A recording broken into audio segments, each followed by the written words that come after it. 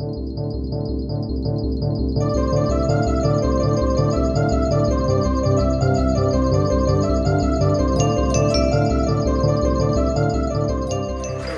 que teño que agradecer aquí algo son eu precisamente que me teñades invitado. Invitado sobre todo para falar dun tema tan extraño como que tedes, que o título xa non sei se mete medo ou directamente é un misterio dentro doutro segredo, pero bueno. O máis complicado, de feito, este título é froito da máis pura inconsciencia que sou ter cando poño títulos bonitos e despois non sei como sair deses embolados. Foi pois o embolado que me vin cando despois de propoñerlle a Rafa este título foi como facervos entender a relación que hai entre estes tres termos que algúns deles poderían parecer totalmente antagónicos. Etnografía non é máis que, todos o sabemos, é o estudo de campo, pois, dos materiais etnográficos, teóricamente, polo tanto, de comunidades que están vivas. Entón, parece que non cadra moito a equivalencia co termo paleo, que é un término moi arqueolóxico. Paleo sempre o que é anterior á historia, o que é precisamente anterior a esas comunidades vivas, a que poderan deixar restos escritos e mesmamente a que esas propias comunidades deixaran de existir. Entón, isto xa parece un pouco antagónico entre sí. Non é tanto, tal vez, o tema de relacionar o xurídico, o dereito, coa etnografía, porque, de feito, onde o 19 está prácticamente a actualidade, antropoloxía do dereito, etnografía xurídica, o que os alemáns chaman a Rechtliche Volkskunde, o meu alemán xa perdeu bastante fonética, bueno, folclore do dereito, como já me chamarían os franceses por outro lado. Pero eso xa é un cargo de forma consolidado. Pero, de novo, meter aquí o termo paleo parece que mete outro elemento de disonancia un pouco extraño. Sobre todo porque os arqueólogos, eu son arqueólogo, aunque despois na miña vida teño me dedicado case máis a outras cousas, sempre partimos basicamente da cultura material. E se algo que é o dereito é algo totalmente inmaterial, aínda que deixe certos restos materiais, por exemplo, documentación de tipo xurídico. Entonces, relacionar e meter o paleo co xurídico, pois aquí xa parece empezar a crear certos problemas. Bueno, pois, obviamente, para solucionar estes problemas non se pode adoptar unha metodoloxía, en principio, antropolóxica ou etnográfica de forma convencional. Non podemos ir á prehistoria ou á Idade Media a facer traballo de campo. Esa xente xa fai tempo que pasou. O que si podemos facer é algo que tamén ten unha longa vida. O que os norteamericanos chamaron a etnohistoria. Os americanos o tiñan moi claro neste sentido. Eles tiñan as comunidades indias da súa época, que sofriran xa un proceso de destrucción cultural e de exterminio incluso físico, pero ao mesmo tempo tamén tiñan documentos da época da colonización. E entendían que entre os restos orais que conservaban aínda esas comunidades e esa documentación podía reconstruirse en certa forma elementos dese pasado que xa non podían observar a través dun traballo de campo directo. E esta etnohistoria, por lo tanto, un campo híbrido que utiliza fontes obviamente históricas, obviamente etnográficas, pero tamén, isto é moi interesante, xa desde un primeiro momento, estos antropólogos norteamericanos meteron tamén arqueoloxía, porque eles intentaban ver tamén a continuidade que había entre esa documentación, esas fontes etnográficas, cos restos materiais arqueolóxicos que había desas culturas. Entonces, en esta xuntanza, este sincretismo de fontes, pois tal vez poda ter certa cabida ese paleo que meto aquí arriba e tal vez unha paleoetnografía, a posibilidade de facer unha paleoetnografía de elementos inmaterial como pode ser as crenzas, como pode ser tamén o dereito. Por eso deixo o paréntese, porque obviamente é unha aproximación que ten obviamente un risco que por outro lado hai que asumir, porque non estamos, os historiadores, os antropólogos, calquer científico social, non estamos para solucionar o que é obvio, estamos a solucionar precisamente o que é complicado e o que ten que ser esclarecido. E, aínda que, como digo, o dereito é algo inmaterial, moitas veces, ocasionalmente, deixa eses restos materiais. E deixa estes restos materiais, a veces tan excepcionais como o que tedes aquí. E o que tedes aquí, a pedra escrita de Remeseiros, en Vilar de Perdices, norte de Portugal, abreviando moito toda a problemática arqueolóxica e epigráfica, non é, nin máis nin menos, que o marco de unha propiedade galego-romana. E por que sabemos que un marco? Pois precisamente polo que se conta neste texto epigráfico, en que un tal Alio Reburro, volvemos xa a eses nomes que agora non soan moi ben, pero que na época non tiñan esa connotación peyorativa. Reburro significa simplemente que ten o pelo crecho, que ten o pelo ensortixado. Pois este Alio Reburro pide ao Deus que axuda, polo tanto, pide a axuda divina, para que lle axude a conservar esas terras, que lle axude a conservar esas terras a él e aos seus descendentes. Polo tanto, entramos no mundo do que Romano lle chamaría unha defixio, unha petición a unha divinidade para que me protexa e ao mesmo tempo maldiza a aqueles que se atrevan a enfrentarse a min. En este caso, que se atrevan a facer algo contra esta propiedade miña. Mover os barcos, basicamente. E ao final, temos incluso o nome desa divinidade, porque temos esta formuliña, VSL, Votus Ovis Libi Meriton Volentes. É unha forma tan estereotipada que xa nin se ten que escribir o que pon aí. Directamente o poñemos en abreviaturas. O que dicir é que fai esa dedicatoria simplemente pola súa propia vontade. E despois desta dedicatoria, que vai? Pois vai o nome da divinidade. Nome que algúns leen como Ranqueroi, polo que vedes aquí non hai asomo de R por ningún lado. Entón, según as últimas lecturas epigráficas, aquí o nome deste deus sería Danqueroi. Danqueroi é o dos deus que axuda, e o deus que axuda a conservar, e polo tanto maldice, os que queiran mover este marco. Este marco xa é bastante voluminoso polo que vedes, pero encima, por ser xa bastante voluminoso para mover, requeriría realmente un auténtico perurena deste deporte rural que é o movimento de marcos, pero encima temos esa maldición. Esa maldición que temos aquí reflexada epigráficamente, pero que temos extendidamente representada en documentación medieval, xa dende as pizarras visigóticas. As pizarras visigóticas en que aparecen documentos de transacción de terras se inclúen cláusulas que din que Deus te maldiga, que vayas ao inferno, cousas realmente... Hola, cariño, non moi fixo.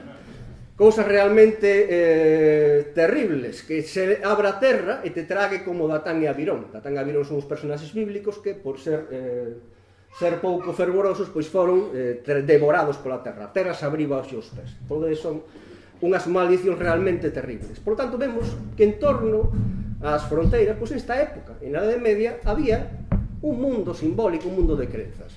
Un mundo de crenzas que, en certa forma, tamén está no folclore actual. Se alguén cambiaba un marco, a súa ánima estaba condenada a ou ben movelos, convertida nun ánima do purgatorio, ou ben aparecerse os seus descendentes, moitas veces no propio marco que movera, para pedirlles que volveran, restituíran ese marco no seu sitio. Por tanto, sufría esa maldición que aquí temos xa por primeira vez representada. E temos unha maldición, pero tamén podíamos pensar, na religión antiga, cando se realizaban todo este tipo de rituais de defixio, había uns rituais asociados, había uns rituais polos que se pedía máxicamente, polos que se conseguía máxicamente, manipulando unha serie de obxectos, que a divinidade, pois, precisamente, garantizara esta maldición para esa persona que nos estaba tocando un pouco as narices. Pero, deses rituais, a maior parte das veces, non temos prácticamente evidencias. E aquí vou facer un deses pequenos saltos no tempo, e me vou a ir á primeira metade do século XVI. A primeira metade do século XVI, onde temos un documento escrito por un notario, polo tanto, a fiabilidade aí é total. O notario está describindo puntillosamente, punto por punto, o que está pasando. Non se está, neste caso, delimitando unha ferrería na zona do Courel, en Quiroga do Courel, que é delimitada polo marqués de Andeiro, que é o seu propietario dos terreos, entregada a uns concesionarios que van a explotar esa ferrería, e se van colocando os marcos desa nova exposición e se van realizando toda unha serie de actos que este notario, este escribano, vai recollendo puntillosa e fielmente, ao detalle. O primeiro acto, o ritual que temos, é que collen un boi, ademais non calquera boi, non calquera touro, un touro marón. Que significa a palabra marón? Pois marón ven de mas maris, a mesma palabra que dá masculino, adxetivo masculino. É un touro marón, un cocho marón, un carneiro marón. No léxico tradicional galego non é máis que un carneiro, un touro ou un porco semental, o que se utiliza para empreñar as vacas. O boi a que se levaba a vaca era precisamente o boi marón. Este touro, por de pronto, xa é un touro fecundo, xa é un touro semental. Non é calquera touro, non é calquera vaca. E lo levan preso, obviamente non se vai deixar levar só. levan preso con dúas sogas, atado por diante e por detrás, e o van levando, iniciando unha especie de procesión ao redor desa terra. Vai diante, despois quen vai? Pois despois, en orden xerárquico, case podemos decir, van todos os que teñen que ver con este acto. Os marqueses, os concesionarios, e unha serie de persoas que non teñen que ver directamente con iso, pero que son veciños da zona que fan de testigos, que son os que van conservar a memoria oral do que está sucedendo ali, por se que no día de mañá, se hai que reclamar algo judicialmente, se non aparecen os documentos, pois teñen a memoria na súa cabeza do que viron, onde se puxeron os marcos. Como moitas veces vamos a moitas aldeas, non se sabe moi ben, ni sequera polo catastro, onde está o marco, e o que hai que facer é preguntar ao veciño máis vello. Pois neste caso, o veciño máis vello, ou nenos que podían asistir moitas veces nestes rituais de delimitación e que cando tiñan 80 anos recordaban vividamente o que viran ali, pois ofrecían esa memoria oral, esa voz viva, como decía Alfonso X nas súas partidas. Alfonso X distinguía entre o que era a voz morta, que eran os documentos, e a voz viva.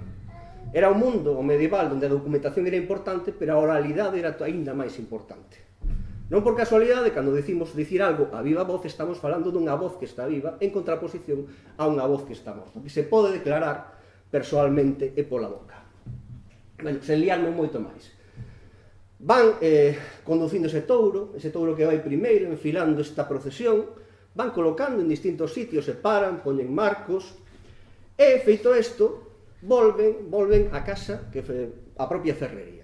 Volvan á ferrería, da que sacaron previamente pola propia porta da ferrería o touro non estaba nunha corte, estaba dentro da ferrería explícitamente, case adrede, e foi sacado para ser conducido alrededor da ferrería.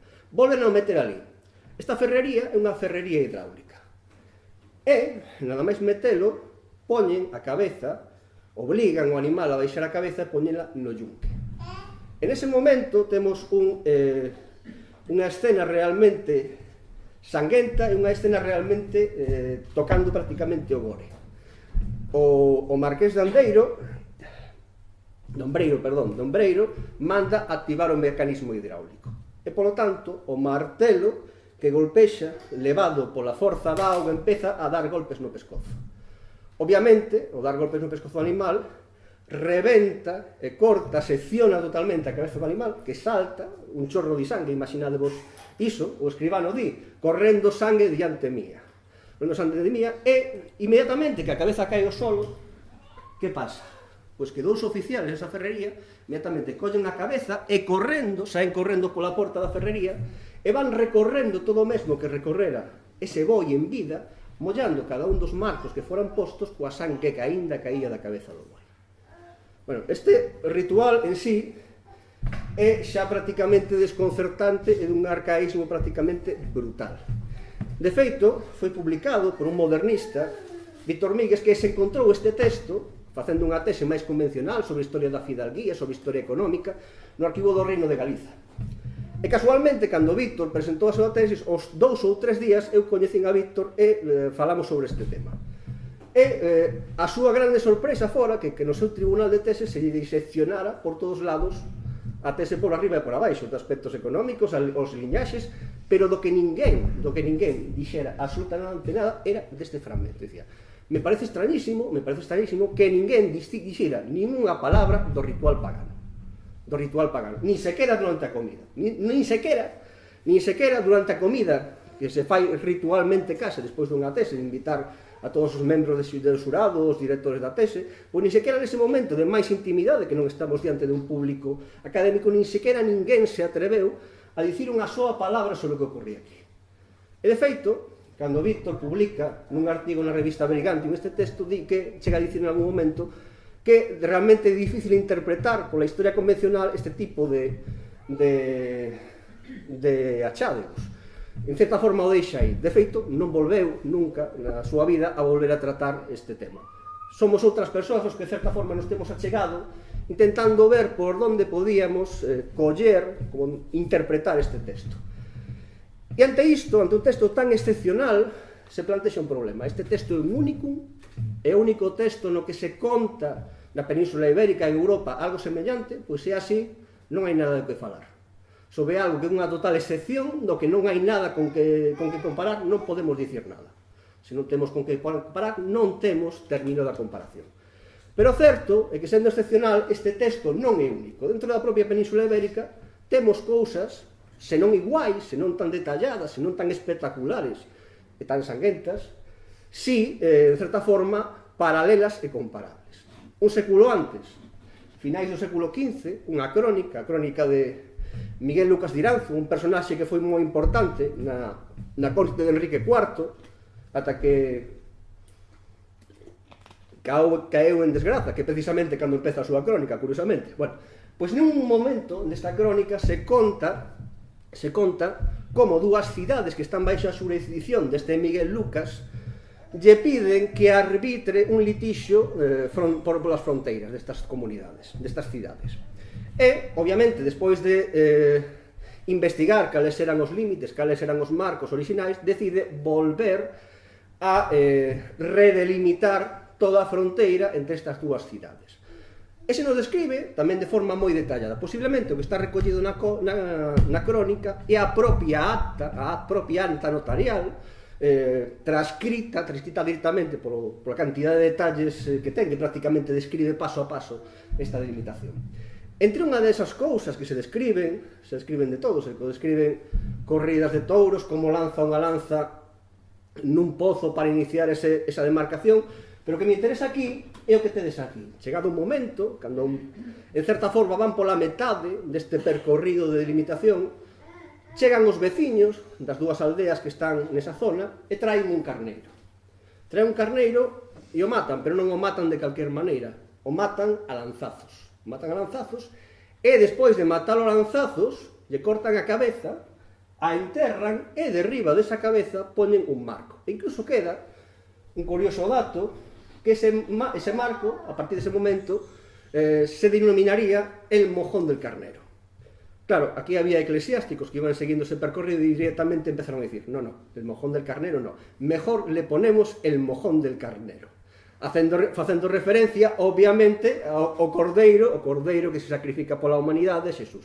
Por lo tanto, xa temos unha enmendatio eclesiástica á propia toponimia natural, a propia toponimia popular do asunto.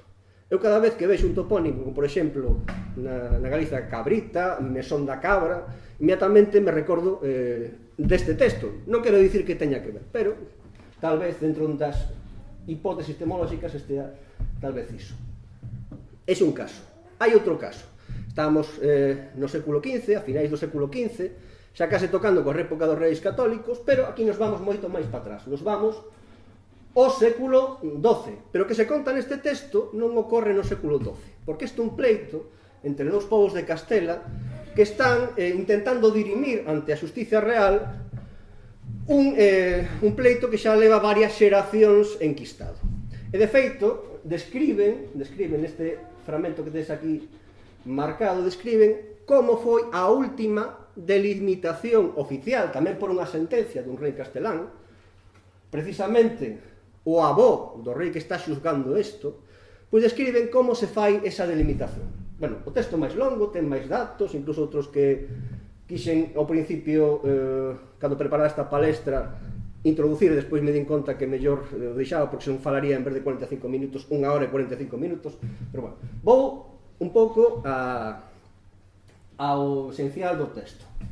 No outro caso tiñamos despois, nun caso tiñamos, despois da delimitación, ese sacrificio é remanchar os marcos. Noutro caso tiñamos, a mitade de camiño, ese acto sacrificial. E aquí o que temos é que cando termina precisamente para poñer e para marcar co último marco esa delimitación, se enterra un asno morto, e derriba dese asno se coloca un cernícalo, é dicir, un cernícalo. O sea, colocan dous animais enterrados precisamente dese marco. Non se non describe a morte, o sacrificio do animal, pero podemos presupoñer, vendo un pouco eses outros textos, que tal vez o asno non sería un cadáver que reutilizaron ali, e moito menos o cernícalo. Paralelos en outros lugares de Europa? Pois prácticamente o único que coñezo a día de hoxe, de rituais de limitación en que se en certa forma se sacrifica ou se deposita un animal, é precisamente un texto bastante exótico ao noso contexto. Este nome impronunciable, que se traduce literalmente como libro da colonización. É o libro da colonización que describe a colonización de Islandia, da illa de Islandia. E se nos describe como distintos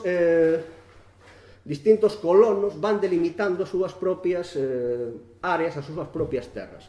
En un destes se nos escribe un ritual bastante complexo. Primeiro empeza lanzando unha machada no fiordo, despois unha serie de cousas, pero o que nos interesa aquí é que di que puxeron unha águia nun sitio situado oeste e que chamaron aquel lugar Mato da Águia.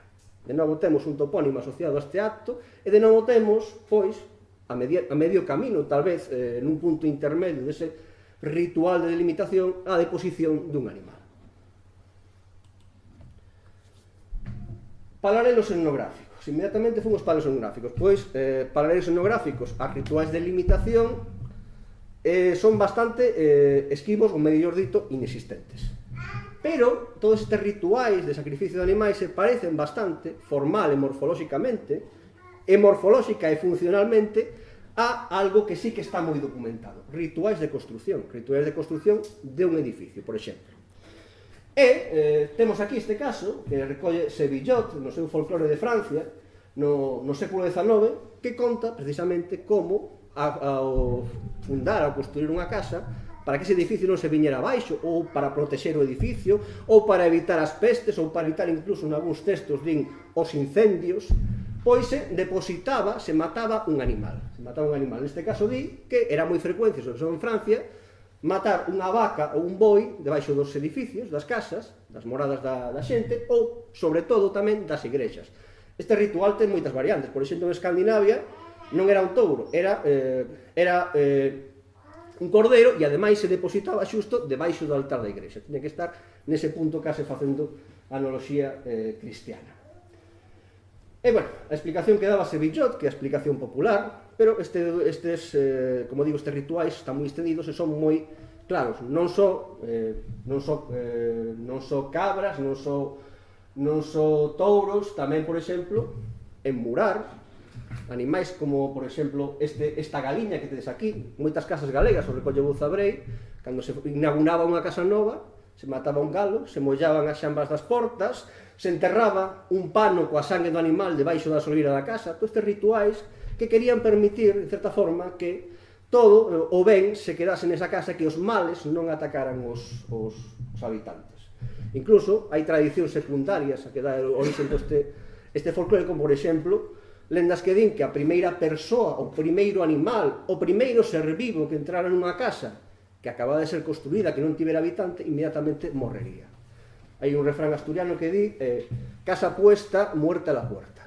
É bastante significativo ao respecto deste tipo de rituais. E, de feito, este ritual iba acompañado con esa prescripción de que debías de matar un animal, unha galiña, un can, para evitar precisamente que un dos membros da familia fora o primeiro que morrera. Era un pouco un rito de sustitución. Tamén no folclore galego, a Ponte de Gatín, pois a etimoloxía popular do topónimo Pontes de Gatín di que precisamente lle pediron a un demo que construíra unha ponte, pero o demo pediu o primeiro nacido que pasara, o primeiro bebé que pasara por derriba dese ponte. O demo estaba pensando nunha muller da aldea que estaba embarazada, pero os aldeanos, moi espilidos neste sentido, fixeron pasar pola porte unha gata embarazada que pariu na propia ponte. Entón, aí nace o topónimo este de Pontes de Gatín, por ese gatiño pequeno que levou o demo a non poder levar unha crianza humana. E cabezas de cabalo, cabezas de touro, de boi, eso era prácticamente o pan noso en Irlanda. En Irlanda, debaixo do sol dunha casa, ou ben enterrabas a cabeza dun cabalo, ou ben enterrabas a cabeza dun boi. Era prácticamente era o sota ou cabalo, nunca mellor dito. E tamén dá lugar a cousas que tamén non soan do folclore tradicional. Esta foto, Rafa te soa, porque Rafa ten unha foto prácticamente clónica desta. Sacámola o mesmo día, o mesmo lugar, coa mesma iluminación e co mesmo ángulo. En Pitores das Xunias, e a entrada dunha corte, e o que tedes aquí é un corno de carneiro precisamente para protexer o gando que vivía nesa corte. Eu recordo, sempre conto, que cando era pequeno, non sei se tería sequera os 5 anos, na miña casa, que agora xa deben andar case polos 2 séculos, pois tivemos que reparar o chan. Levar o chan e levantar todas as tábuas que separaban precisamente o primeiro andar da corte. En ese momento, encastrado totalmente encaixado entre as tábuas do chan, teito e unha trave da corte, había nada máis e nada menos que un corno de boi. Un corno de boi que nada máis aparecer o meu avó dixo, pedazo corno. Era un corno bastante impresionante, que estaba totalmente invisible. Entrabas na corte e non o podías ver, porque estaba colocado de tal xeito que estaba derriba da trave e debaixo das tábuas totalmente encaixado, totalmente invisibilizado nesa posición. É curioso, moitos anos, contándolle a un colega manchego, precisamente este caso me dixo, pois nun cortijo que tiña a miña familia, atopamos algo igual, pero non era un corno de boi, era unha pedra de rayo, un machado neolítico. O machado neolítico que tamén estaba colocado, ocultado entre o teito desa corte, dese cortijo, e precisamente a trave. E cousas tan curiosas como isto, un gato. No folclore do norte de Europa, illas británicas, pero tamén Escandinavia, é moi corrente que o animal que se deposita nestas ofrendas apotropaicas, de fundación, de protección da casa e da familia, pois sexa un gato. Un gato, ademais, moitas veces, facendo unha imaxe moi clara, que é un animal protector das pestes, porque como vedes aquí, en este cadro que tedes aquí, que está nun museo histórico, etnográfico e arqueolóxico inglés. E neste museo se puxo exactamente como se atopara este gato dentro dunha vivenda, non sei se do século XVII ou do XVIII, inglesa. E o que está cazando, en esa actitude de cazar, precisamente, isto case máxa simpática. Este gato está enterrado ali cazando unha rata e vai obviamente evitar que as ratas ou calquer outro mal pois acheguen a esta vivenda. Non só etnografía, tamén arqueoloxía. Isto que des aquí é un can enterrado debaixo da solaina, debaixo da entrada dunha casa do Castro de Neixón. Nos propios muros do Castro de Neixón hai outro can enterrado precisamente no foxo que está próximo á porta do castro. Isto que tedes aquí son 2 cornos de carneiro que están depositados derriba dun leito de fragmentos de osos de vaca, de carneiros, de todo tipo de animais que foron sacrificados como cimentación dunha cabana da Illa do Ferro no Castro de Vigame, en Asturias. E, curiosamente, a cabeza do carneiro non está, pero puxeron case na mesma posición que estaría a cabeza, entre eses cornos, este bloque de pedra perfectamente definido. Co cal vemos que estes rituais, en certa forma, teñen unha grande perduración, unha perduración obvia, porque son rituais que siguen sendo útiles. Independentemente que cambie a religión, pois garantizar a saúde da túa familia, garantizar unha serie de cuestións siguen sendo importantes. Independentemente que seas pagano, que seas romano, que seas cristiano, que seas metodista, adquiras a religión que adquiras. Nunha sociedade tradicional, esas cuestións seguen sendo importantes. Agora non son tan importantes, agora o que é importante é que nos suban ou nos baixen a hipoteca. Outro tipo de preocupacións nun mundo sensiblemente distinto, ainda que se nos siguen preocupando en certa forma. E facendo un pouco tipoloxía, pois podemos ver a través do rexistro etnográfico, pero tamén do rexistro arqueolóxico, que estes depósitos están sempre creando unha serie de espacios. E normalmente en puntos moi concretos. No borde, no límite, na fronteira, ou ben en puntos centrais dese espacio. Se é unha casa, debaixo do solo da casa. E se pode ser debaixo do punto central dunha casa, que normalmente é o lar, é o lume do lar, moito mellor. No asentamento, nos muros, por exemplo, en moitos... Citaba xa o Castro de Neixón, no Castro de Espiñaredo, nas Pontes, atoparon, cando estaban excavando o castro, entre os propios muros do castro, atoparon osos de cabalos. Os casos poderíanse multiplicar exponencialmente. Se vamos á Illa do Ferro en Europa, incluso prácticamente chegando ao Neolítico, restos de animais asociados ou ben a casas ou ben aos propios elementos do asentamento son prácticamente incontables. E temos incluso textos clásicos, textos de antigüedade que nos contan cousas similares, como os romanos facían unha procesión con estes animais, un porco, un año e un touro ao redor dunha cidade e despois o sacrificaban. Pero que facían tamén para purificar o propio povo. Sacaban o povo da cidade e durante o lustrum, a purificación, dai ven a nosa palabra lustro, porque eso se realizaba cada 5 anos, purificaban con este mesmo ritual, pasando esos animais ao redor e sacrificándoos ao povo. Pero tamén o facían cando querían sementar. Cando chegaba a primavera e tiñan que colonizar os campos, facían pasar estes animais ao redor dos campos para evitar a xeada, para evitar todos os males que podían afectar a colleita, e sacrificaban eses animais purificando as terras. E, mesmamente, un exemplo protohistórico da Idade do Ferro. Un terreo de cultivo da Idade do Ferro, Inglaterra, no que se atoparon xusto no borde, na fronteira deste terreo de cultivo, toda unha serie de gavias. Gavias que contiñan, na súa maior parte, restos de animais. E o caso que tedes aquí sinalado desas gavias, neste puntiño vermello, é o caso que lle deu un pouco de fama internacional este xacemento. Porque nesta gavia non só había restos de animais, senón tamén había un cráneo humano. E, coa circunstancia de que ese cráneo humano, como o terreo era moi húmido, conservaba a metade do cerebro aínda conservado dun home da Idade do Ferro. Por lo tanto, se poden facer probas de ADN, isótopos de todo tipo, e se incluso se chegou a saber que ese pobre home que fora aforcado e fora decapitado, se metera a súa cabeza ali, procedía do norte de Italia, da zona de Etruria. O cal, vedes un pouco a perduración que teñen estes elementos. O propio territorio. Podemos pensar que o propio territorio tamén era partícipe, o territorio da tribu, da comunidade, tamén era partícipe deste tipo de rituais. É que dio o territorio e as fronteiras. Pero que a veces, como soe pasar, pois, hai elementos que cantan un pouco.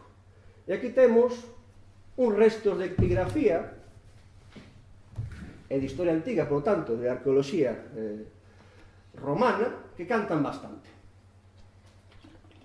Porque temos un castro, un castelo, que non ten outro nome que Tarbu. E que significa Tarbu en céltico común? Pois Tarbu en céltico común non significa outra cousa que o latino tauro. Touro. Un castro que é o castro Touro. Pero non é un caso illado.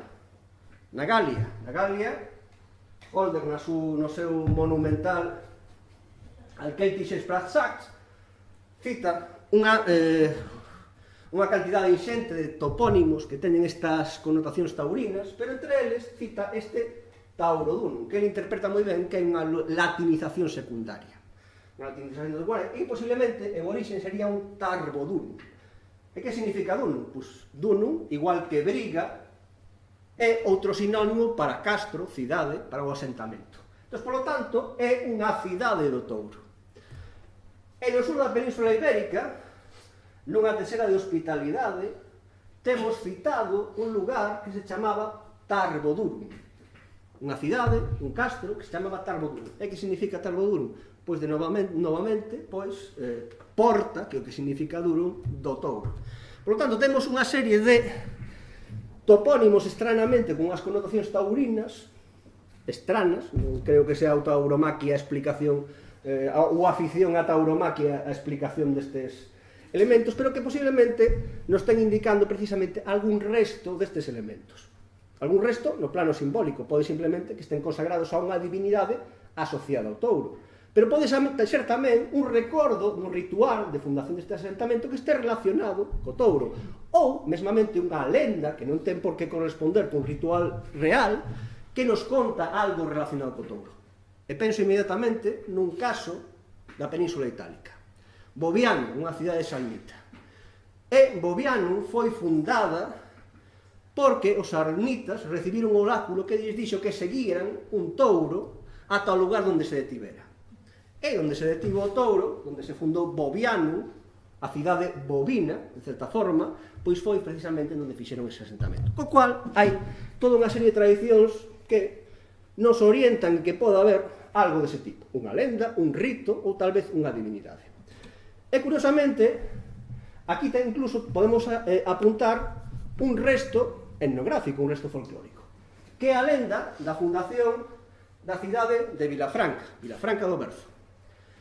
E ten distintas versións. A que teño aquí unha versión de Asturias, que conta como uns vaqueiros, nunha inverno cataclísmico do que non podía sobrevivir ninguén, pois a condesa que era señora desas terras, lles ordenou que para salvarse deste inverno prácticamente apocalíptico, o que tiñan que facer era simplemente coller unha vaca ou un touro blanco, existen as dúas variantes da lenda, e seguilo ata que se parase. E ali onde se parase, farían o seu asentamento, farían o seu novo lugar de... Bueno, siguen o touro, siguen a vaca branca, según as versións, e sigue andando, e chega a un sitio tan lonxe de Asturias, en principio, como Vilafranca do Bierzo. A mesma lenda se conta en León. Se conta en León cunha variante un pouco máis historizada, máis racionalizada. Non, seguiron unha vaca, non se sabe moi ben por qué, unha vaca branca, pero esa vaca fora mosqueada. Lle picaron as moscas, correu e escapou. Curiosamente, a versión galega, a versión que se conta nos Ancares, reconcilia ambas variantes. Porque nesa versión hai dous pastores, un pai e un fillo, e nunca coñeceran o inverno. É curioso. Eran estranxeiros, non eran galegos, eran extremeños, según esta versión, de mesma forma que os vaqueiros na cultura asturiana, en certa forma, son un pobo que non é estranxeiro, pero que en certa forma está marxinado, está un pouco con marxe da sociedade común asturiana dos agricultores, e teñen a súa propia sociedade. Pois estes pastores extremeños, este pai e este fillo, o fillo está fora da cabana de pastoreo, e de repente ve caer a neve, e nunca vira tal. Entón, entra espantado na cabana e lle di ao seu pai, literalmente, que caen moscas brancas. Caen moscas brancas, o pai se de fora, e inmediatamente di, deixa unha vaca solta, e onde chega esa vaca solta, ali nos asentaremos. E, curiosamente, tamén siguen a vaca solta, e a vaca solta o leva desde os Ancares hasta Vilafranca do Bierzo. Co cal temos casi unha lenda que poderíamos decir que unha desas lendas de Versacrum o estilo itálico, pero prácticamente no folclore actual recollido, como vedes, hai prácticamente nada, no 2003. Outros elementos deste tipo. A lenda da fundación do mosteiro da Illa de Tambo. En certa forma, moi convencional con respecto a outras lendas de fundación, na que determinada ermita, determinado santuario se funda porque ali chega un animal, o animal descobre unha estatua da Virxe ou determinados elementos. Bueno. Pero o curioso non é iso. O curioso é que, efectivamente, ao fundador se lle aparece o arcanxo San Gabriel e di, tens que fundar nesa illa no lugar onde aparezca atado un touro. Pero logo lle di a segunda parte que nos recorda, en certa forma, a esas cousas que vimos ao principio, ese touro marón que era levado precisamente por ese espacio. E lle di que a igrexa que se funde, o mosteiro que se funde, non pode ser en calquer lugar, ten que ser precisamente os muros, os cimentos teñen que estar precisamente polo camiño que ese boi solto vai atrazando, detrás das pegadas dese touro que aparece ali, non se sabe moi ben por qué. O cal temos outro elemento aí, de certa forma de perduración, deste fondo creencial asociado a estes animais. Outro exemplo todo ainda máis peculiar. Unha tradición, unha lenda asturiana sobre como se delimitaron os povos de Proaza e Tameza.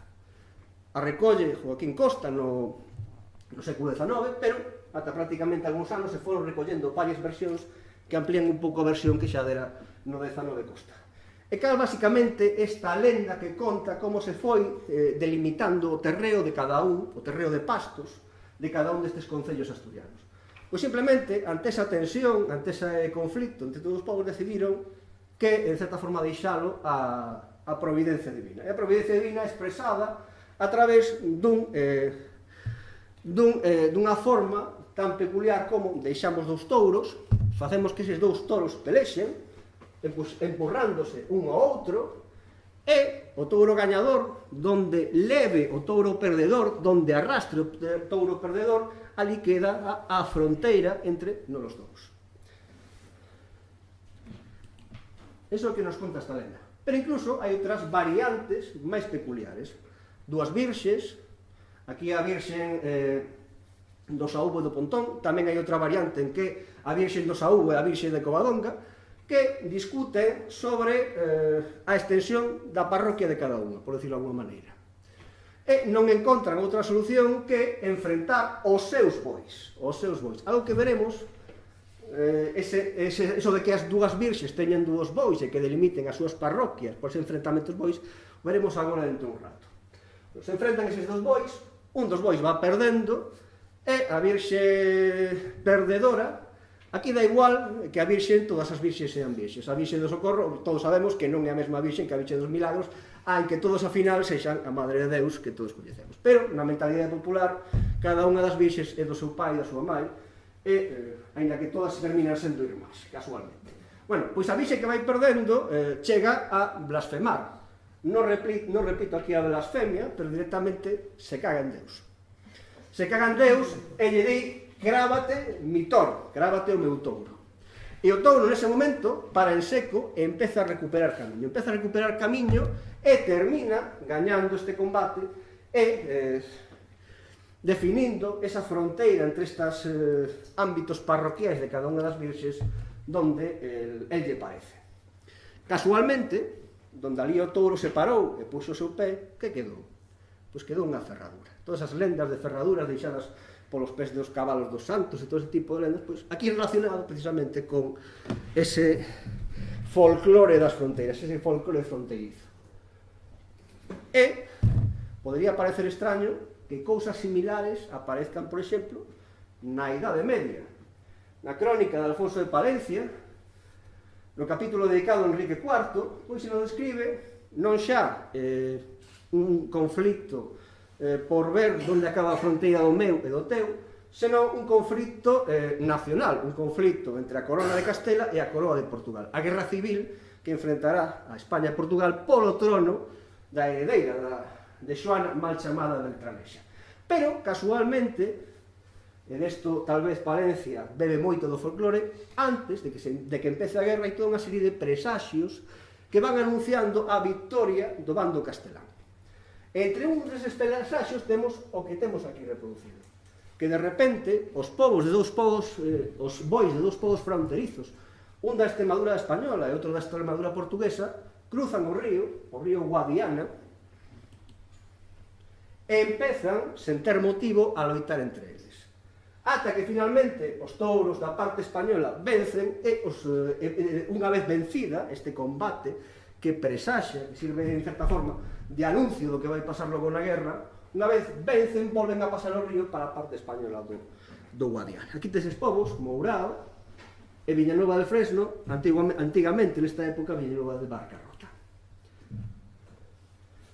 Bueno, os que vos gustan os estudos célticos, inmediatamente vos acordaredes de este texto, Taimo Qualne, no que, non como presaxio, senón para por fin a unha guerra, a guerra entre os homes do Ulster e os do resto da Irlanda, despois da batalla principal, que queda en certa forma en táboas, pois deciden solventar esta guerra definitivamente a través do que tedes aquí, un conflito, un combate entre dous touros. Ademais, os touros que en certa forma provocaron este litixio. É un conflito, ademais, que é bastante peculiar, porque é un combate case heroico de touros, non de campeóns humanos, pero que ten un árbitro. Un árbitro que non dura moito, porque a primeira de cambio patean e queda morto. Co cal o árbitro pouco cumpliu a súa función. Non é... Pero temos ese elemento. Despois hai cosas curiosas. Estes bois empezan a loitar, empezan a recorrer todo o territorio de Irlanda. Incluso se di que pola noite chegan a dar a volta á illa de Irlanda. E as fases finais deste combate, precisamente, pois son prácticamente que un anda despedazando a outro, arrancándolle partes do corpo cos cornos, e botándoas, deitándoas en distintos sitios da xeografía irlandesa que logo adquiren nomes con respecto a eses actos. A lomba do touro, o fígado do touro, toda esa serie de nomes. E finalmente morren nun lugar, van morrer, curiosamente, nun lugar que é unha das fronteiras do Ulster, do reino do Ulster. Nada máis fronterizo que podamos imaginar.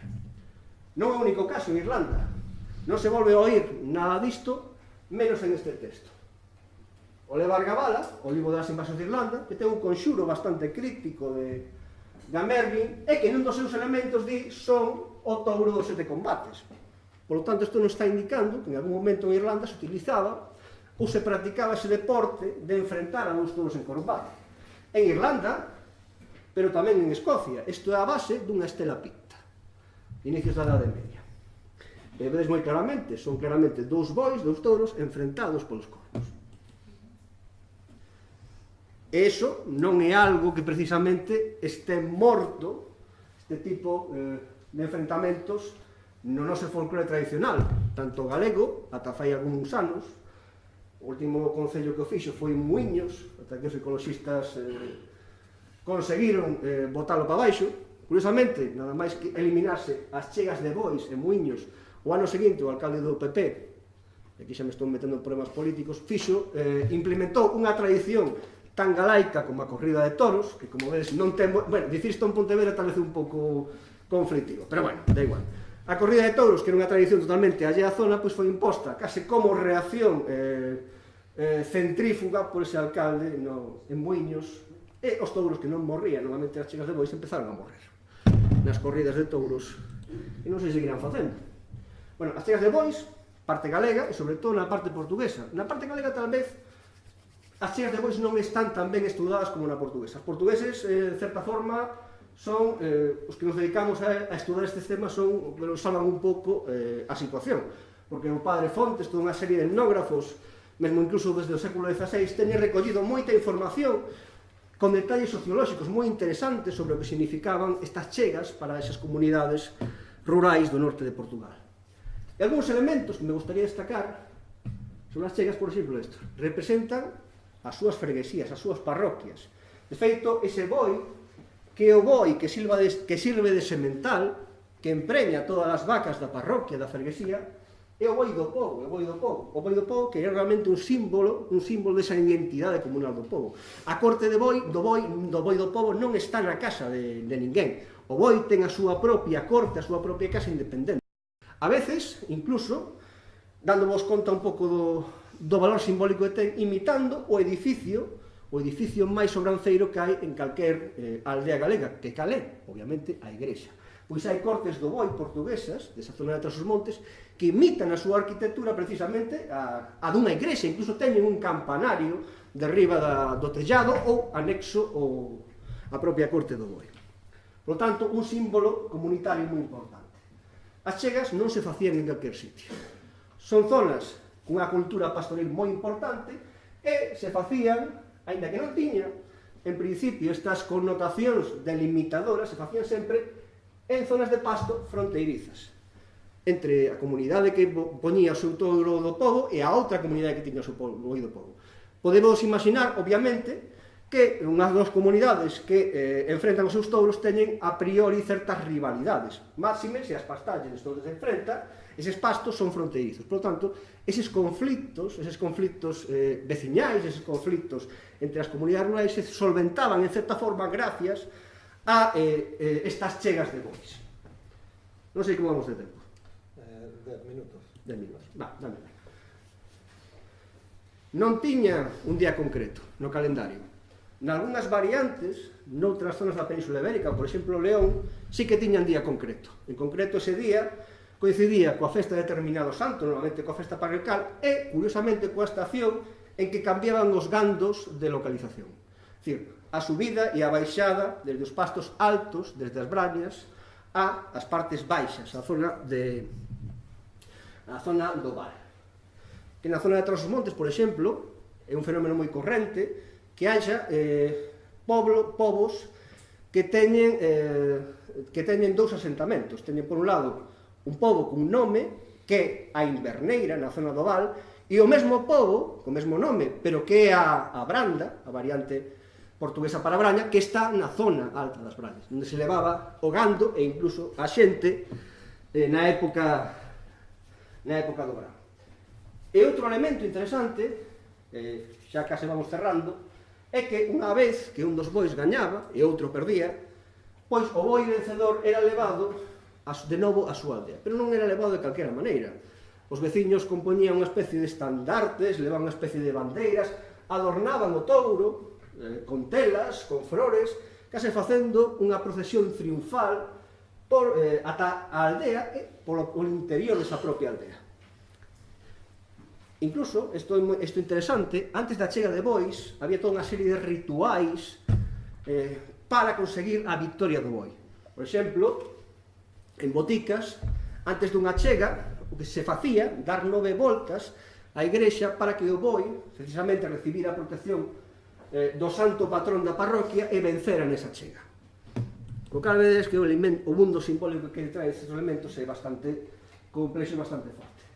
E a min, é só unha intuición, pero esta procesión ate a aldea e polo medio da aldea, con estes adornos, a veces tan florais, me recordan moito outras procesións de bóvidos, de touros, de bois, de becerros, de vaca, que se realizan en outras partes de Portugal e en outras partes de España. O que tedes aquí é o becerro do Espírito Santo, da festa do Espírito Santo, nas Azores, que tamén se facía en zonas de Portugal, e o que tedes aquí, este touro levado á igrexa, un touro bravo que se collía no campo e que se levaba mansamente á igrexa, donde recibía a misa, donde escoitaba a misa cos veciños, adornado con estas flores, é o chamado boi de San Marcos. Sabedes que San Marcos non ten como atributo precisamente un touro, o touro é o atributo de San Lucas. San Marcos ten como atributo un león. Entón, por que demos, en certa forma, por que Santos, en certa forma, se atribúe este touro a San Marcos? Bueno, hai toda unha serie de lendas, que non vou contar aquí, que intentan explicar un pouco por que este animal se vincula ao evangelista. Tamén os touros do Corpus, o touro do Corpus en Ponte de Lima, por exemplo, que tamén en Allariz, que eran tamén touros que eran levados polo medio do pobo. E se quedaba a dúbidas de que as chegas non sean simplemente unha tradición actual, aquí temos o que temos. A igrexa de San Baudilio de Berlanga, en Soria, as illas de Berlanga, cunha escena de combates de touros, é un pouco máis cerca de nós, pero un pouco lonxe da zona actual en que subsisten ou subsistían as chegas, en Noia, na igrexa de Santa María Nova de Noia, temos no sepulcro de Xoán de Estivadas esta escena de loita de dos touros nunha fraga, loitando un contra outro contra o seu adversario. Isto que tedes aquí nin é Galiza, nin é Portugal, nin é... pero sigue sendo noroeste. Isto en Cantabria. Isto é unha engarra de bois, de bueyes de Cantabria.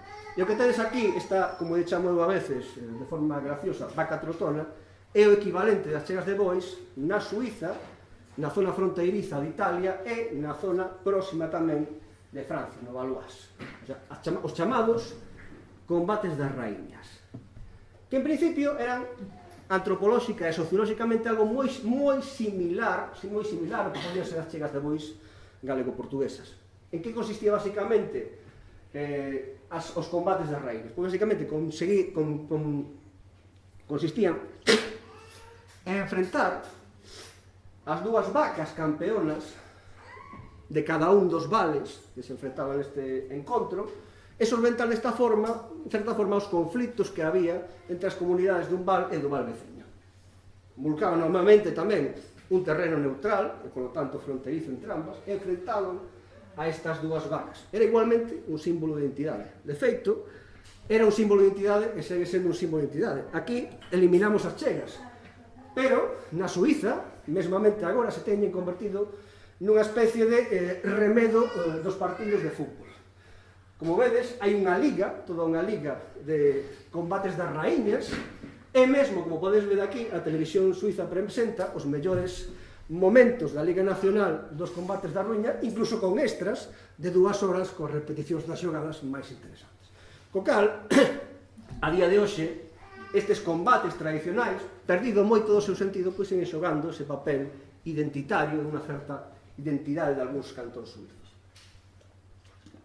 suizos, italianos e tamén franceses, como dixen. Aquí, bueno, dixen que había outras zonas da península nas que había este tipo de combates entre animais. A día de hoxe, xa temos que cambiar un pouco o mapa porque temos novos casos, pois iso basicamente é como está cartografiado un pouco este tipo de rituais. E un elemento curioso que tedes aquí, vestes este rayado que tedes aquí, este rayado donde no medio há unha zona onde efectivamente hai combates de touros, de vacas, deste tipo de animais, pero hai unha zona que se solapa, en certa forma, con o norte de Portugal e Galicia. Que é isto que tes aquí? Pois isto basicamente é a zona onde están estendidas un tipo de esculturas moi características, os chamados berróns. Os chamados berróns que son ou ben esculturas de touros macho, ou ben de porcos xabaríns macho, sementais. E, como vedes, pois, hai certa coincidencia, polo menos parcial, entre esas zonas. Basicamente, as zonas onde se conservan etnográficamente, ata prácticamente uns poucos anos, eses combates eran, se circunscribe o noroeste, a zona do que sería na antigüidade dos astures, dos galaicos e dos cántabros, pero tamén hai que ter en conta que esta distribución actual é un pouco tamén, falando disto, o que vimos, esa imaxe en Noia ou en Casilla de las Langas que temos aquí, ou esa lenda que nos transmitía Alfonso Parece, que se sabe un pouco desta distribución actual, porque hai que ter en conta que estas tradicións subsistiron sobre todo en comunidades que tiñan unha forma de subsistencia moi peculiar. Eran comunidades onde a agricultura vinculada á ganadería, zonas de alta montaña, como pode ser tras os montes, estaba moi presente. En zonas que durante a baixa Edade Media, na Edade Media, sufriron un crecemento da agricultura en detrimento da gandeiría moi forte, pois obviamente este tipo de tradicións tenderon a desaparecer. De certa forma, este mapa que temos actualmente é enganoso nese sentido. Pero, bueno, está indicando, polo menos, que, polo menos unha zona occidental da Península Ibérica, e posiblemente mesmo durante en todo o occidente, incluso da meseta da Península Ibérica, había unha cultura na que o touro estaba moi vinculado a unha serie de elementos simbólicos. E se me acabou o tempo, non? Sí, pero non te por que cortar así, podes despedir. E como anécdota, meto aquí estas pezas como mera hipótese ou como mera provocación, que son os chamados bronces votivos sacrificiais. Xa un nome bastante longo que vos podes imaginar. E que teñen recurrentemente sempre unha terminación que os arqueólogos le chamamos con unha palabra moi fea, que é prótomo. O prótomo non é máis que esta terminación, que case sempre, prácticamente no 99% dos casos, ten a cabeza dun touro. E por derriba, outros animais, a veces animais que son levados a un caldeiro onde van ser sacrificados, e que nunca, un porco, un año, unha cabra e un cabrito, nunca son touros. Entón, que pinta esta cabeza de touro nunha procesión de animais que van a ser sacrificados e que nunca son touro. Bueno, pois hai dúas excepcións. Neste bronce, que temos os dous lados, dúos terminais, é que un deles é un carneiro, por tanto xa está case facendo unha sinonimia iconográfica entre o carneiro e o touro. Aquí temos un machado, outro elemento moi recorrente. Algúnas destas pezas incluso teñen a forma de machado. Ainda que isto nunca se pode utilizar como machado. Por qué? Porque é unha peza en miniatura. É un machado en miniatura que realmente é totalmente votivo, totalmente simbólico. E ademais é un machado moi peculiar. Este que tes aquí é un machado da época. Estas bronces posiblemente estén entre o final da idade do ferro e xa moi posiblemente principios da romanización. Este machado é un machado como que temos nós, sen manga, metendo o pao polo furado. Pero estes machados que tes aquí se mangan encaixando o talón, esta peza que tes aquí, nun pao. É un tipo de machado, estes chamados machados de anéis. Estes anéis para que son? Pois son simplemente como ese machado encaixado no pao termina soltándose, pois se reafirman pasándolle unhas voltas de cordas que se apretan case como tensores en estes anéis. Pois este é un tipo de machado que é un machado do bronce final. Diredes, que fai un machado do bronce final a finais da Idade do Ferro ou principio da romanización? Cando xa non é funcional, incluso a veces é substituído por esta machada máis funcional. Pois obviamente, moitas veces o ritual conserva, fosiliza elementos dun pasado anterior. Este machado, que durante o bronce se utilizaría para desforestar todo canto monte houbera, pois agora seguramente durante a época de finais da Idade do Ferro, época romana, era un instrumento puramente ritual. E de feito, o que tedes aquí está indicando precisamente ese uso simbólico e máis ben ritual.